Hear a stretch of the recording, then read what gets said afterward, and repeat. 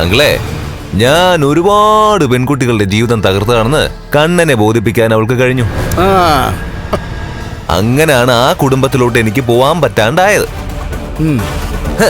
എന്നിട്ടിപ്പോ എന്തായി അങ്കിളെ? വല്ലവന്റെയും കുഞ്ഞിനെയും പേറിക്കൊണ്ട് അവൾക്ക് നടക്കേണ്ടി വന്നില്ലേ? അതോടെ കണ്ണന്റെ മനസ്സിലെ പരിശുദ്ധയായ ഭാര്യ പാപം ചെയ്ത ഭാര്യ ആയില്ലേ? ഇതാണ് പറ്റിയ അവസരം. ഇപ്പൊ അവളുടെ മരണം കണ്ണൻ പോലും ആഗ്രഹിക്കുന്നുണ്ട്. സ്വത്തിന്റെ പകുതിയും അവളുടെ പേരില്. അത് കണ്ണന്റെ പേരിലാവാൻ അവളെ ഒഴിവാക്കിയേ പറ്റൂ അങ്കിളെ. അങ്ങനെങ്കിൽ കണ്ണന്റെ മനസ്സ് മാറുന്നതിന് മുമ്പ് എന്തെങ്കിലും ചെയ്യണം. ഇനി കണ്ണന്റെ മനസ്സ് മാറില്ല.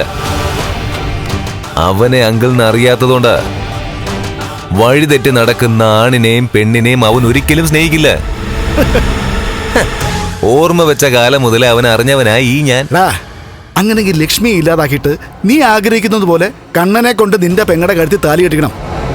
പിന്നെ നമുക്കാർക്കും ഒരു ടെൻഷനും ഇല്ല. ലക്ഷ്മിയുടെ വയറ്റിലുള്ള കുഞ്ഞ് ജനിച്ച ആ കുഞ്ഞെ കണ്ണൻ മഹാലക്ഷ്മിക്ക് കൊടുത്ത സ്വത്തിന്റെ അവകാശിയാ.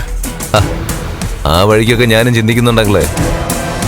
ഇപ്പോഴവൾ അനന്തുവിന്റെ വീട്ടിൽ കയറി താമസം തുടങ്ങിയിരിക്കുക. എടാ, കണ്ണന്റെ അടുത്ത സുഹൃത്തല്ലേ അനന്തു? അവനും അവന്റെ ഭാര്യയും കണ്ണനെ വഞ്ചിച്ച ഒരുത്തിയെ എന്തുകൊണ്ടാണ് അവിടെ കയറ്റി താമസിപ്പിച്ചിരിക്കുന്നതെന്ന് മനസ്സിലാവുന്നില്ലോടാ. അവിടാണ് അനന്തുവാണോ ആ കുഞ്ഞിന്റെ അച്ഛനെന്ന് സംശയിക്കുന്നത്. അങ്ങനെ എന്തോ സംഭവിച്ചിട്ടുണ്ട്. അല്ലെങ്കിൽ കണ്ണന്റെ ചങ്കല്ലേ അനന്തു? എന്നിട്ട് കണ്ണന്റെ ചങ്കിനിട്ട് കുത്തിയ അവളെ അവനും അവന്റെ ഭാര്യയെ സംരക്ഷിക്കൂടാ.